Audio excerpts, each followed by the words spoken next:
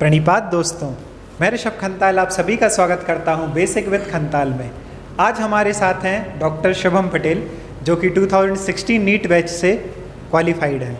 इन्होंने अपनी MBBS Saraswati medical college Una, जो कि लखनऊ के पास स्थित है, उस मेडिकल कॉलेज से इन्होंने अपनी MBBS की है। और आज इनके माध्यम से हम जानेंगे कि जो आजकल नए कोविड केसेस बढ़ रहे हैं या जो आजकल करंट में गर्मी का जो मौसम है, तो उसमें क्या डूज़ एंड डोंट्स रखें, और साथ ही साथ जो बच्चे नीट की प्रिपरेशन कर रहे हैं उनको कैसे हेल्प मिले। तो डॉक्टर साहब, स्वागत है आपका बेसिक विद खंताल में। धन्यवाद ऋषभ जी, मुझे यहाँ आमंत्रित करने के लिए। हम क्वेश्चन आंसर्स के थ्रू आजकल के जो भी कोविड और गर्मी से रिलेटेड चीज़ें चल रही हैं उनके ऊपर हम डिस्कशन करेंगे। तो स्टार्ट करते हैं। तो डॉक्टर साहब, मेरा आपसे पहला सवाल है कि अभी 1-2 दिन से कोविड के केसेस काफ़ी तेज़ी से राइज़ कर रहे हैं, तो क्या ये इंडिकेशन है कि 4th वेव आ सकती है या 4th वेव का आने का ये टाइम हो चुका है? जी, ऐसा तो मुझे नहीं लगता है कि 4th वेव आ रही है, कोविड के केसेस बढ़ गए हैं तो 4th वेव आ जाएगी। ऐसा मुझे नहीं लगता है। जब तक कि एक्सपर्ट्स जो हमारे हैं, साइंटिस्ट वगैरह जो हैं, वो सब रिसर्च करके पूरा बताएं ना कि 4th वेव आनी है या नहीं आनी है, तब तक मुझे नहीं लगता है कि ये कोई 4th वेव है या नहीं। तो ये जो सडनली केसेस बढ़ रहे हैं, तो उसका क्या रीज़न हो सकता है फिर? जी, जो सडनली केसेस बढ़ रहे हैं कोरोना के, वो मुझे जहाँ तक समझ आता है सबसे मेजर जो कारण है वो है टूरिस्ट प्लेसेस पे भीड़ इकट्ठा होना, टूरिस्ट का इकट्ठा होना। आप लोग देख ही रहे हैं, आप लोगों ने न्यूज़ भी देखी होगी कि कितना लोग पहाड़ों पे 2 to 3 lakhs people per day they are travelling and they are residing and parting. तो वो एक कारण हो सकता है कोविड केसेस बढ़ने का। जैसे कि अभी न्यूज़ आई है कि केदारनाथ में रोज़ के 4 से 5 लाख सैलानी डेली जा रहे हैं, वहाँ पे 40 से 50 खच्चरों की डेथ की वहाँ की न्यूज़ आई है। तो कहीं ना कहीं ये जो सडनली राइज़ हो रहा है, ये टूरिज़्म की वजह से हो रहा है। जी जी बिल्कुल, जहाँ तक मुझे लगता है कि ये टूरिज़्म की वजह से ही केसेस जो हैं वो हाइक हो रहे हैं इंडिया। डॉक्टर साहब, मेरा आपसे अगला सवाल है कि मैंने कई व्हाट्सएप फॉरवर्ड्स और अखबारों में या लोगों से बात करते में सुना है कि ये जो कोरोना का वायरस है ये गर्मी में कमज़ोर हो जाता है या गर्मियों में कोविड के केसेस कम पड़ जाते हैं। तो क्या इसमें कोई वैज्ञानिक सच्चाई है या ये महज एक अफवाह है? ये एक अफवाह ही है, क्योंकि जब हम सब लोग गवाह हैं कि पूरी इंडिया गवाह है कि जब स्टार्ट हुआ था कोविड, वो जनवरी का महीना था। फिर फरवरी, मार्च, अप्रैल, मई, जून, जुलाई, आपने देखा फर्स्ट वेव कहाँ तक गई है। हाँ, मतलब मोस्टली जो वेव्स आई वो सारी गर्मियों के सीज़न में आई। जी, मैं वही कहना चाह रहा हूँ। फिर सेकंड वेव भी आई, सेकंड वेव भी गर्मी के मौसम में आई। तो ऐसा कोई ये मतलब नहीं है ये कहने का कि गर्मी की वजह से कोरोना कमज़ोर हो जाता है, ऐसा कुछ नहीं है। It's a heat resistant virus and there is no impact of heat on this virus. और अगर ऐसा होता तो जो भी हॉट कंट्रीज़ हैं या जो हॉट स्टेट्स हैं इंडिया के, राजस्थान, तो इनमें फिर उतना प्रभाव देखने नहीं मिलता अगर ऐसी चीज़ होती तो। जी जी बिल्कुल, आपने देखा होगा कि राजस्थान वगैरह में कितने केसेस आए हैं। अगर ऐसा कुछ होता तो वहाँ पे तो केस आने नहीं थे फिर। तो दर्शकों, ये जो हमारा जो एक दावा है कि एक कोरोना हीट में कमज़ोर हो जाता है, तो ये एक महज अफवाह है। तो गर्मी हो या सर्दी हो, आप बराबर से प्रिकॉशंस लें और चीज़ों को फॉलो करें। अच्छा डॉक्टर साहब, दर्शकों का एक बहुत इंटरेस्टिंग क्वेश्चन आया है कि जब सडनली मौसम चेंज होता है, जैसे अभी नौतपा चल रहे हैं, लू चल रहा है और एकदम बहुत ही तेज़ हीट वेव्स चल रही हैं ऑल ओवर इंडिया में, तो इसमें जो देखा गया है नॉर्मली जो बीमारी होती है तो उसमें दस्त, उल्टी, बुखार, वीकनेस, ये सारे, और यही सारे सिम्टम्स हैं कोविड के भी। तो दर्शकों का ये सवाल है कि कैसे डिफरेंशिएट करें कि ये जो नॉर्मल बुखार हो रहा है ये सीजनल है या वायरल है या फिर ये कोविड है? देखिए, मेरा तो एक ही चीज़ मानना है कि अगर आपको डिफरेंशिएट करना है कि कोविड है या नॉर्मल सर्दी जुकाम है, तो उसका तरीका एक ही है, टेस्ट, कोविड टेस्ट जो भारत सरकार ने बनाया, जो भारत सरकार के अंडर में हो रहा है। अगर आपको ऐसा कुछ फील होता है कि नहीं मुझे खांसी जुकाम है और वीकनेस फील हो रही है, तो आप बेसिक, अगर आप ये सोच रहे हैं कि मुझे कोरोना तो नहीं हो गया कहीं, तो आप जाके टेस्ट करवा सकते हैं।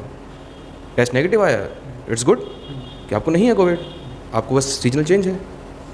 तो कुल मिला के अगर डिफरेंशिएट करना है तो टेस्ट ही उसका एक सॉल्यूशन है, क्योंकि सिम्टम सेम है तो दर्शक काफ़ी घबरा जाते हैं कभी कभार कि क्या वो सेम तो नहीं है।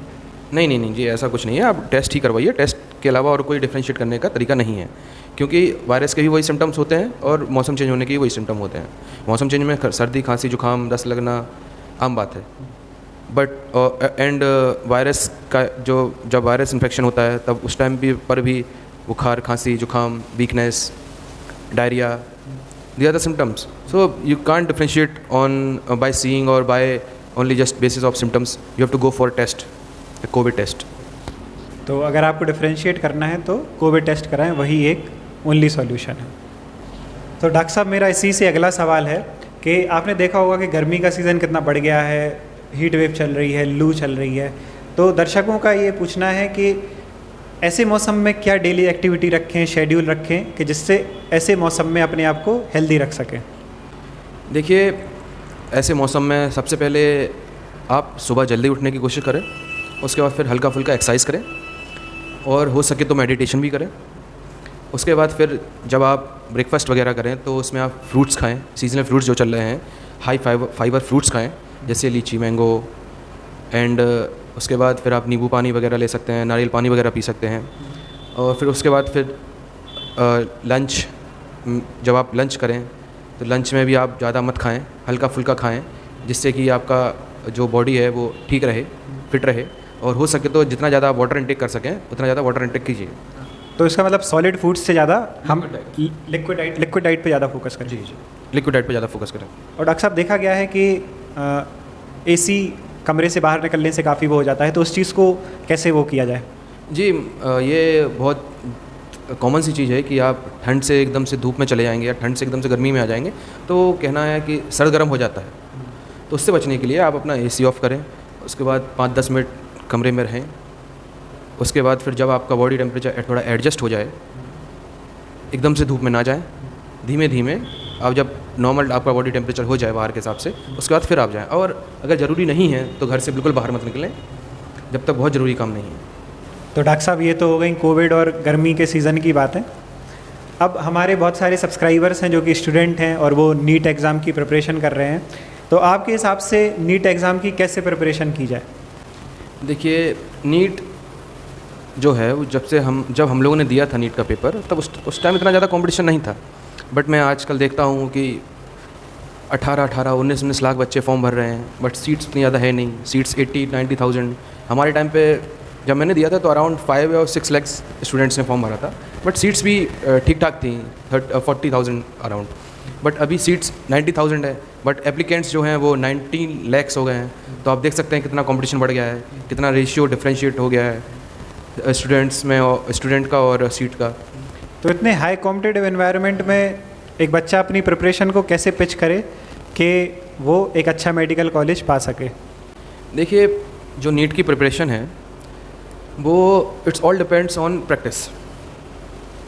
आप जितनी ज़्यादा प्रैक्टिस करेंगे क्वेश्चंस की, आप जितना ज़्यादा स्टडी करेंगे NCERT books, because I think 70 to 75% questions are directly from NCERT books.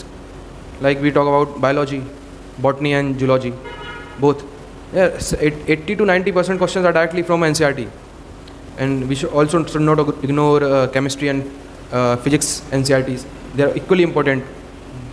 तो आप कोचिंग के मटेरियल पे मैं ऐसा नहीं कह रहा हूँ कि आप कोचिंग मटेरियल मत पढ़िए, आप बिल्कुल पढ़िए, आप टेस्ट दीजिए, बट आप बुक्स भी पढ़िए, बुक्स को मत भूलिए, इनके भी क्वेश्चंस लगाइए, इनको भी अच्छे से पढ़िए। बट बायोलॉजी तो बिल्कुल अच्छे से ही पढ़िए, उसको तो आप छोड़िए ही नहीं।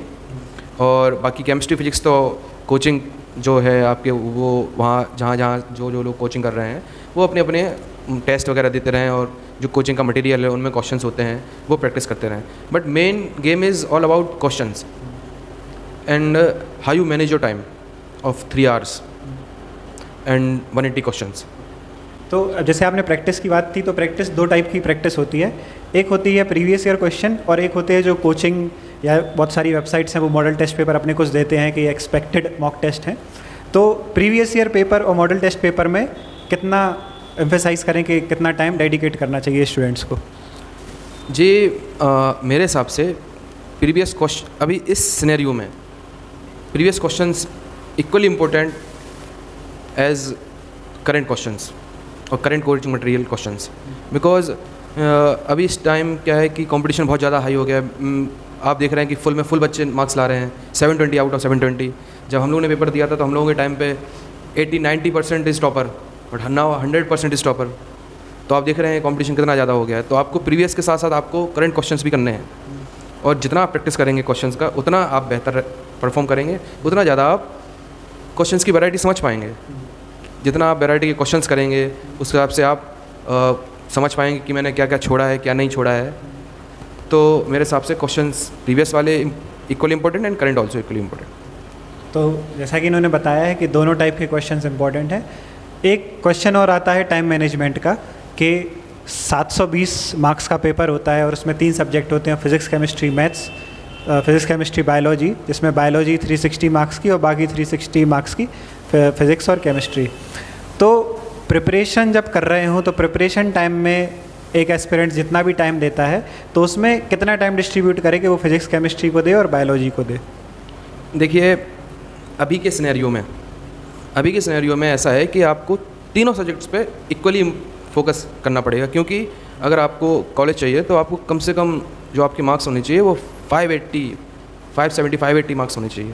जो हम लोगों के टाइम पे तो 450, 400, 420, 430 तक सिलेक्शन हो जाते थे, बट आजकल तो 600, 580, 590 के नीचे सिलेक्शन हो ही नहीं रहे हैं। तो आपको इक्वली इंपॉर्टेंट देना पड़ेगा इंपॉर्टेंस, फिजिक्स में भी, केमिस्ट्री पे भी, बायोलॉजी पे भी। आप क्वेश्चन सॉल्व कीजिए, फिजिक्स और केमिस्ट्री के जितने ज़्यादा क्वेश्चन हो सकें आप उनके सॉल्व कीजिए, और बायोलॉजी जितना आप एनसीईआरटी पढ़ेंगे उसके बाद फिर आप क्वेश्चन सॉल्व कीजिए जो आपके कोचिंग मटेरियल्स है उससे, तो आपका एनसीईआरटी भी उसमें कवर हो जाएगा, और आपका जो बाकी लेफ्ट आउट जो रह गया है वो भी उसमें आपके क्वेश्चंस में कवर हो जाएगा। तो आपको इक्वली टाइम देना है। ऐसा नहीं है कि आपको बायोलॉजी में ज़्यादा टाइम देना है या फिजिक्स में ज़्यादा टाइम देना है, आपको इक्वली ही टाइम देना है। आप ऐसा समझिए कि आपके 360 तीनों का नाम, तो तीनों सब्जेक्ट्स पे इक्वली टाइम देना है। तो डॉक्टर शुभम, थैंक यू आपके वैल्यूएबल टाइम के लिए। एक्सपेक्ट करते हैं कि जो भी चीज़ें बताई हैं नीट एस्पिरेंट्स को लेके, चाहे कोविड को लेके, वो काफ़ी हेल्पफुल रहेंगी, और आगे भी हम ऐसे ही बात करते रहेंगे। तो आपका बहुत बहुत थैंक यू जी। एक मैं बात कहना चाहूँगा कि मैंने कहीं पढ़ा था, जो मैं आज भी फॉलो करता हूँ, उस चीज़ को मैं आगे भी करता रहूँगा हर एक स्टूडेंट के लिए, हर एक इंसान के लिए, कि always remember to repeat and repeat to remember. इसका मतलब ये है कि आप जितना ज़्यादा दोहराएंगे उतना ज़्यादा आपको याद रहेगा, और आपको अगर याद करना है तो आपको बार बार चीज़ें दोहरानी पड़ेंगी। Thank you. Thank you. तो ये थे डॉक्टर शुभम हमारे साथ। तो दोस्तों, ऐसे ही मैं नए नए टाइप के वीडियोस आपके साथ लेके आता रहूँगा। अगर आपको ये एफ़र्ट मेरा अच्छा लगा है तो वीडियो को लाइक करें, बेसिक विद खंताल चैनल को सब्सक्राइब करें, और कमेंट सेक्शन में बताएं कि आप और किस किस टाइप के वीडियोस आगे चैनल पे देखना चाहते हैं। तो मिलते हैं दोस्तों अगली वीडियो में, ओनली ऑन बेसिक विद खंताल। Till then, happy learning.